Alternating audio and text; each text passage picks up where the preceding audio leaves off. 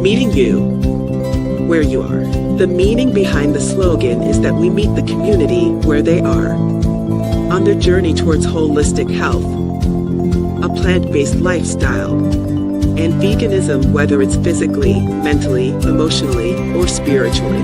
We do this through people, food, events, and culture.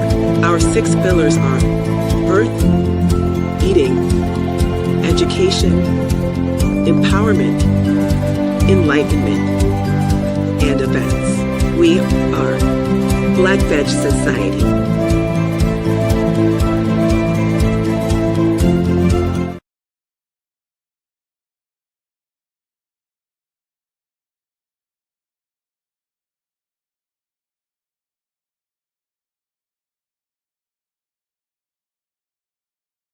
And cultures. Peace and blessing. Peace and blessing. You could have tuned in anywhere online today and you chose to be here with me. Give yourselves a round of applause. Let me do that for you right here. So funny. So if you're vegan, vegetarian, curious, or neither, or don't like labels, please put that in the comments. I'd like to know who is listening in, tuning in, who I am talking to, because today we're going to find our vegan soul through anchoring advocacy in spirit. And whether you're an advocate or not, because you might be an advocate for something else. Maybe it's not veganism. It could be, anything else that you're working on, civil rights, the food justice, human trafficking, whatever the advocacy is.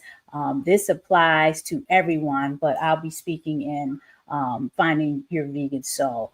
Follow me on Instagram and Facebook at Naja Speaks. Subscribe to my YouTube channel at Naja Speaks. Today's show isn't going to be a lecture. It's not a lecture. It is a virtual connection. So let's make sure we are engaging and connecting if you can. So again, please comment whether you're vegan, vegetarian, a foodie, neither, or you just love eating meat. Make sure you put that in the comments. I want to speak about today how being grounded in your spirit, your spirituality, can anchor you in your advocacy.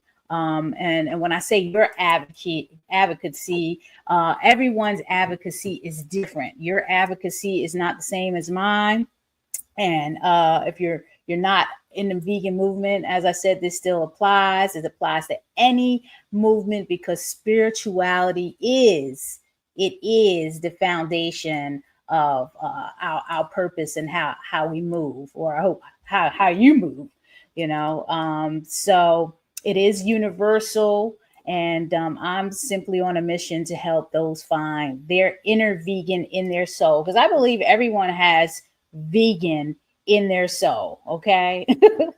So let's just take this moment. I just want to get a blessing for the animals and the plants and the environment. Yesterday, it was hot here in Baltimore. It was like in the 90s. And we had a thunderstorm, and today is raining. So, some folks may attribute that to climate change, the environment, and, us vegans in the movement attribute it to, hey, eating a lot of animals, and, the resources needed to feed those animals is affecting the environment, which is why we have all of these shifts in the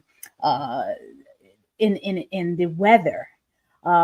Let's just start with a moment of silence for the billions of animals' lives that have been lost, humans that are suffering from health ailments. Blacks are the top of the list of health ailments attributed to diet, and for the earth holding on for its dear life. Okay, let's just give a moment of silence for all of that.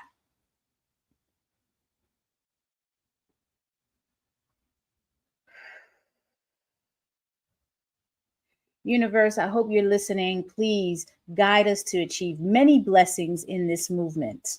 And on that, I say amen, amin, saru, om, ashe, and any other closing that you who are listening wish to say. Blessings. Now, I may not be the vegan educator, advocator, or activist that some of you out there may want me to be. I am who I truly am, and genuinely, I am who I am in my advocacy. Why? Because I am grounded in my spirituality, which is very important, extremely important to me. Because you got to understand, in this advocacy, whatever you're doing in the movement, in whatever movements you're in, you are that individual person before anything. So I am Naja before I'm vegan, and I am a woman before I am vegan. So all my women out there, you understand what I mean when I say you are a woman before anything. We have our own issues that we need to deal with. I'm also considered part of the collective of Black, Indigenous, and people of color, the BIPOC community, before I am vegan. And then that's a whole nother layer of issues that we need to deal with. And then I'm a Pisces. So any of my listeners who are down with the astrology and the zodiac signs movement, I am a Pisces before I'm vegan. So there's a whole set of characteristics and layers to that. Okay. I hope if you've been listening to me for a while, you know what defines a vegan. But if not, we're going to use the American Vegan Society's definition of veganism. It is one who follows a philosophy and lifestyle that seeks to exclude, and a lot of times people miss this part right here, as far as possible and practicable, all forms of exploitation of and cruelty to animals for food, clothing, or any purpose. So this includes adopting a plant-based diet that excludes meat, dairy, eggs, and honey, as well as avoiding products like leather, fur, and items tested on animals. So veganism is a practice. A practice. What does that mean? That means it's not perfection. It's not perfection. Constant improvement, constant elevation. So it's a practice. So, and you're probably going to know where I'm going to end up with this, because a lot of times we have, as vegans, this stigmatism, the stigma of just being, irrational, radical, militant. None of that defines me as Naja, as a human being, a living being, a being with feelings. Last week's show, I was on with a board member, secretary of board of Black Veg Society. We promote in the Children's Veg Fest, and there was a group that came on. And I won't mention their name. If you want to find out about that, you can always look at that episode and find out what the conversation was. But something came across the screen in the comments, and I love comments. I appreciate comments because they encourage conversation and engagement. It said speciesism equals childisms. And I'm sure that came up because we are hosting a Children's Veg Fest this August in partnership with the Y of Central Maryland, the Weinberg Y location in Waverly. So yes, I am going to do a shameless plug about that. About the Children's Veg Fest. You can go to childrensvegfest.com to find out more information about that, the childrensvegfest.com. But so it just sparked an interesting conversation, because there was a couple of comments that was posted up that, said, what we should not be doing in the movement, and don't do that in the movement. And see, this is the very, very issue that we're having as a small percentage of vegans in the movement, because we're well under 5%. Just totally under 5%. And we are infighting or badgering or just being belligerent to those that are in the movement, trying to educate and share the message. And this is what we shouldn't be doing. So I had to ban and delete and kick them out of viewing the session, which I didn't want to do, but this is not the energy that we have. We're promoting vegan soul. We're anchoring our advocacy in spirit, and all the negative energy, keep over there to, other people, because it's just too much fighting and, not enough moving of the needle for people that want to claim to be vegan.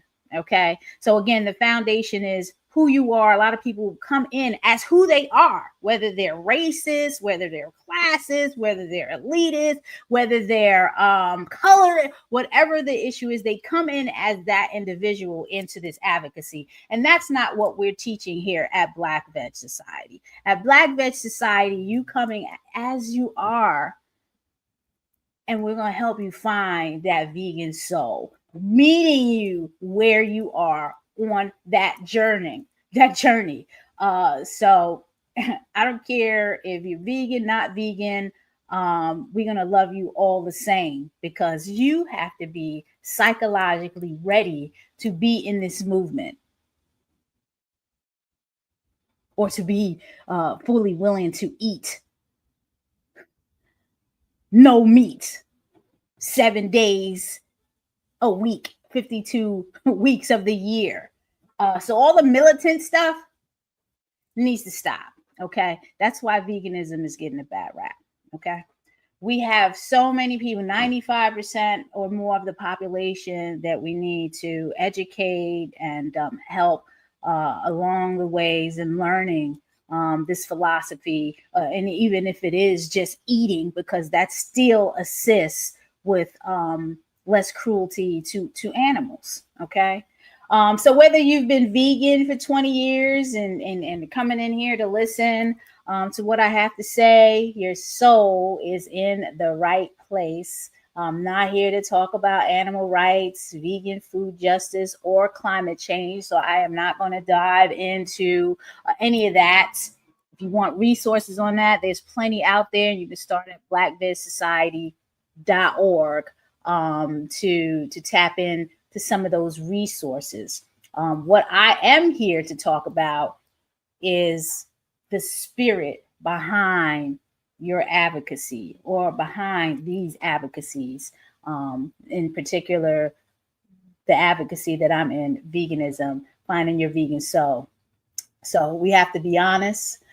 Being an advocate in this world is exhausting. I'm totally exhausted. I've been doing this since 2016, when I met. Is it 2016? No, 2006. Oh my God, like time flies. Since 2006, when I met my my now husband Greg, and he opened up the Land of Kush. So advocacy is exhausting, mentally, physically, emotionally. It's draining. And if you are out here fighting for the animals, food justice, and the planet on an empty spiritual tank, I'm going to tell you, you're going to stall out before you even get to the next protest, the next project, or the next campaign. It's going to happen because it happened to me, and it happened to a lot of people that I know personally. So you must ask yourself, what is your why? Okay, what is my why? Really, not someone else's why, because you know how it is. People get into groups, and now you may not be the leader, so you're a follower. Everyone's not a leader; they're followers. So what is your why? Not someone else's why. Yours. What's your purpose? Me personally, I got into this movement because I'm nice. I said there goes a bunch of people doing some great things. I'm nice, too nice sometimes. And no, not nice defined in our urban dictionary. Like, yeah, I'm nice with this. I'm nice with this. got awarded and stuff, recognized for this. No, not that nice. I'm actually nice, a nice, kind-hearted person, a people pleaser. And I stumbled across the vegan practice while looking for a way to reduce my cholesterol, and that's how I met my husband, Greg, and then we started this whole thing out. And the story goes like this: people were looking at us like we had 3 heads. Vegan soul food, like really vegan? You serious? Yeah, that's an oxymoron. Like soul food has to be smothered in smoked turkey and ham in order for it to be real food. That's funny. But we told them the soul isn't in the turkey or the pig. The soul is in the intention. Is your intention pure? And then when I digged a little deeper, I found out that one of our favorite artists, Erykah Badu, who my husband has been cooking for the past few years when she's near the area. They've contacted Land of Kush 3 years in a row for him to, do some chef it up, put his vegan soul into the food. Let me see if I can show this this clip that I have. Not a clip. I just had this thing I want to show. Can y'all see? I don't even know if y'all can see this. We'll see. No, it's not showing it for some reason. But I had this clip that talked about Erykah Badu and her soul food. Let me see if I can get this in. Oh, there we go. See, that's what it was. I was hiding everything. Let me get in the bottom. Okay, so this is Erykah Badu's views, and if you've seen it before, great. If you haven't seen it, I'm showing it to you now. Erykah Badu's views on this is basically that vegan food is soul food. Excuse me, hello. Vegan food is soul food in its purest form. Okay, because it aligns with pure intent and feeling the soul. Okay, it's also a return to our ancestral traditional eating habits before industrialization, the mass killings of the chickens and the false impregnation of the cows, so you can get your milk that you shouldn't even be drinking, because we're the only mammals that drink another mammal's milk. Anyway, that's a whole nother show. So because it aligns with pure intent and feeding the soul, why she doesn't prefer any labels like plant-based or vegan or whatever. She doesn't want to label herself or subscribe to any type of organizations. So to avoid all of that organizational box in, prioritizing personal energy alignment. Okay. She also describes her diet as her way of putting the best gas into her body to maintain high energy. And sometimes I say this when I am talking at an event. I say, these folks got these high class, luxury, high cost vehicles, whatever you consider that to be, where you're pumping premium gas into it. But then you see them pull up into McDonald's. But do what you want with your money, because that's you. But doesn't it make sense to fuel your body with the best fuel that you can possibly get, in reason, and if you can access it, because, we do have social economics out here. But if you have a luxury sedan where you're pumping it with premium gas, Don't tell me all you could afford is McDonald's. But anyway, because I do it the other way around. I'm afford my food and then deal with my regular gas and get a car that, anyway. She also frames plant-based eating as a return to traditional ancestral eating habits before, and I think I mentioned that already. She often promotes dishes like coconut collard greens, things like that. So that was interesting. An interesting note on Erykah Badu.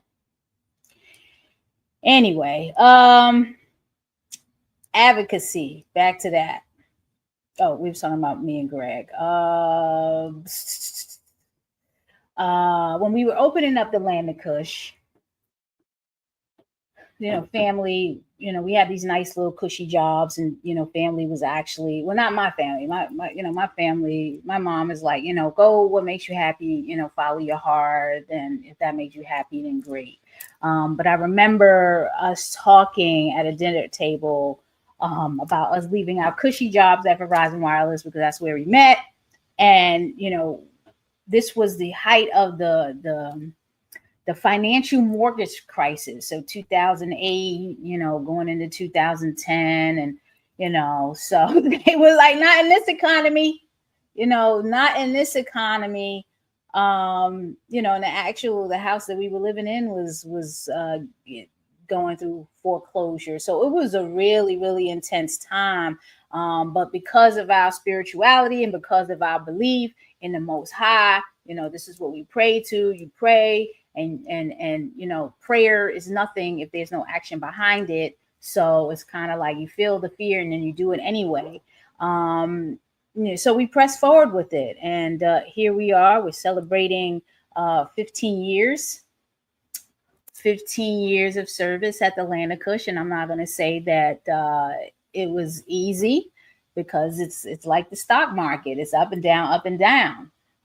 We press forward, and we built the modern day ancient African civilization, what Greg dreamed it to be, right here in Baltimore City, to heal our people of health ailments and restore food justice. And we realized our purpose wasn't just changing menus, but also cultivating ahimsa, which is non-injury through physicalness or through words. We wanted to show the community compassion and action. And I really highly believe that's why we're celebrating 15 years. Because again, lots of ups and downs. The restaurant business, is any of my fellow restaurant tours out there, past or present, know that this type of business is not for the faint at heart. It is a blessing that we are still open, and every day our doors are open. It is a blessing. So I am definitely going to give an applause, because it's not easy. Definitely not easy. Operating a vegan business. I mean, there's just so many vegan businesses that have closed, especially food service ones. A lot of them, had to shutter during the pandemic. And calling this business the Land of Kush wasn't just a business move, because people associate Kush with marijuana, and that's that was intended, but it should not have been. The education is that Kush is an ancient African civilization in Nubia, in Egypt, civilization along the Nile River. So when people ask that question, what is Kush, it gives us an opportunity to educate on ancient African history. What else do we have here? Yes, I mean, it's just a lot to cover. This whole advocacy thing. What else? Yeah, the compassion over killing and ahimsa. Couple of other important things that I wanted to bring across with the advocacy in spirit. How do you anchor it? Compassion is a muscle. You have to exercise it. I mentioned earlier that this type of advocacy can leave people burnt. Real advocacy is rooted in deep spiritual compassion for the person standing in front of you who doesn't know better yet. So it's not about badgering someone. I remember like someone was saying, anybody that eats meat is a murderer. My mom's not a murderer. My sister's not a murderer. Nobody in my family eating meat is a murderer. So just stop with the dramatization. Advocacy rooted in deep spiritual compassion for the person standing in front of you who does not know better yet. And it may not be their time to know better yet. You can educate them all you want, give them all the leaflets you want. That is where it starts. That is just planting the seeds and, allow them to grow. The vegan soul, when your ethics and your spirit are in total alignment, every plant-based and vegan meal becomes a non-violent communion with the Creator's handiwork. So it is a prayer for a kinder world. Okay, every plant, so you can be vegan for the animals, you can be vegan for the environment, you can be vegan for health. I'm not going to allow people to tell me what I need to be vegan for. The vegan is for a kinder world, period, end of story. And that is the true vegan soul. How do you sustain the soul? The movement is going to try to wear you down at all ends, even with the infighting, because that doesn't help. That wears you down too, with the infighting and all the real isms that are within the movement. But when you're anchored in spirit, you see past the suffering and into the mission, and you do it for the collective good and for your God or your universe or your spirit, whatever foundation. And if you are not in belief of any of the spirits, atheist, agnostic, that's fine too. You're still out there with a purpose. So what is that purpose? You just can't go around pointing fingers and calling people carnists and things like that and expect to win souls. Okay, it's just going to leave you burnt out.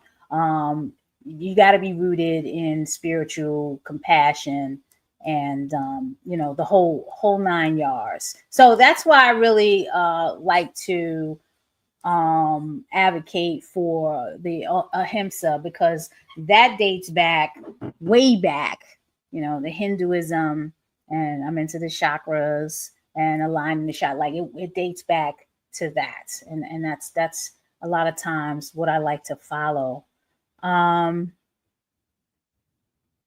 Wow, time flies. It really flies. Folks worrying about getting their protein. We get that all the time. Don't worry. As an activist, as an advocate, elephants and gorillas have plenty of protein. So do giraffes and horses, and nothing's wrong with them. And they're not even lifting weights. And if you're worried about taste, look. We've studied hard here at the Land of Kush, along with many other restaurateurs, whether they own full vegan restaurants or veg friendly. And we're doing the darn thing. Okay, they're doing the darn. Go out there and try it, especially during Vegan Restaurant Week in August. And the Land of Kush has a very good vegan crab cake that won an award. And people a lot of times ask for seconds. So yeah, you just gotta you just gotta go for it. I mean, is it about your health? Is it about the animals? Is it about the environment? Or is it about global hunger? I learned about global hunger, how we're feeding animals with the food that can be served to starving children and families around the world who happen to be Black and brown, like myself. So I really take that to heart. I'm going to close out with this.